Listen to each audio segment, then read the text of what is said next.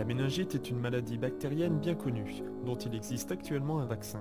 Elle touche des tranches d'âge spécifiques comme les nourrissons de moins de 1 an, les 1-4 ans et les 15-19 ans.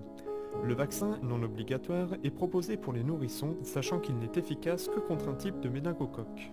Alors la méningite, c'est un terme générique qui en fait est un symptôme, puisque la méningite, c'est une inflammation de l'enveloppe du cerveau, c'est-à-dire des méninges. Donc méningite, c'est l'inflammation.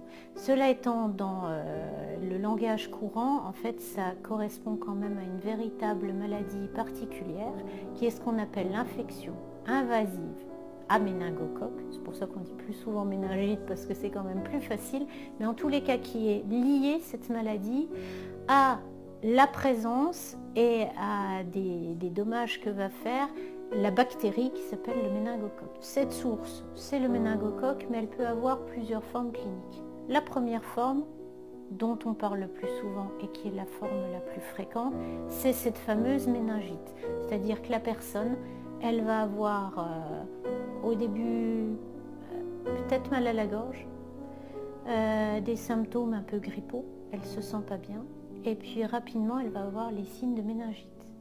Les signes de méningite, qu'est-ce que c'est? On a très mal à la tête, on a tendance à ne plus pouvoir bouger sa nuque et sa tête correctement, c'est ce qu'on appelle la raideur méningée. Et puis souvent c'est accompagné, on ne peut plus regarder le soleil, on a très mal aux yeux, ça s'appelle la photophobie. Et puis on a des nausées et des vomissements. Ça, c'est les signes de la méningite. Et puis c'est une maladie infectieuse bactérienne, donc on a souvent beaucoup de fièvre. Ces symptômes sont présents dans la forme la plus commune de méningite, mais d'autres méningocoques peuvent entraîner des septicémies ou peuvent enflammer non pas les méninges, mais d'autres parties du corps. Dans sa version la plus rare, il existe une méningite fulgurante particulièrement grave. Le terme technique, c'est purpura fulminans. En fait, c'est le germe qui va passer dans le sang et qui va faire une septicémie et qui va atteindre tous les organes. Ça peut aller extrêmement vite, en quelques heures. Malheureusement, souvent, on n'a pas le temps d'agir. Et entraîner le décès de la personne. On dit purpura fulminans parce que quand on va avoir le méningocoque qui va passer dans le sang, qui va créer une septicémie, il va y avoir des troubles de la coagulation qui vont entraîner au niveau de la peau l'apparition de petites taches rouges. Ces petites taches rouges s'appelant du purpura. Voilà. Donc c'est vrai que quand on le dit en particulier, mais il ne faut pas non plus s'affoler, c'est une maladie, je vais le dire aussi tout de suite, qui est quand même rare. Elle est grave, mais elle est rare. Pour avoir un ordre d'idée, il y en a 500 à 700 cas par an en France. Ça représente pour la Bourgogne-Franche-Comté une vingtaine de cas par an en France, avec des formes qui ne sont de loin pas toutes du purpura fulminans.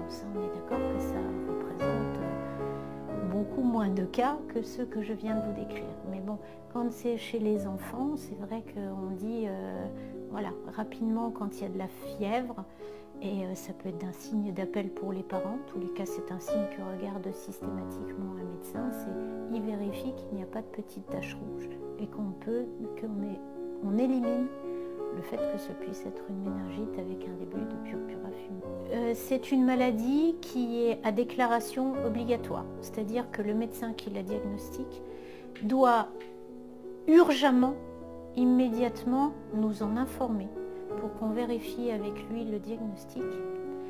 L'objectif étant pour l'ARS de répertorier avec la famille ou le cas, s'il est en capacité de le faire, parce que s'il est trop malade, on va essayer de voir avec ses contacts, enfin avec sa famille, si possible, proche, quels ont été les contacts pendant les 10 jours précédant les signes de la maladie. Ne survivant que dans le corps humain, ces bactéries se transmettent naturellement de personne en personne sans forcément se déclarer.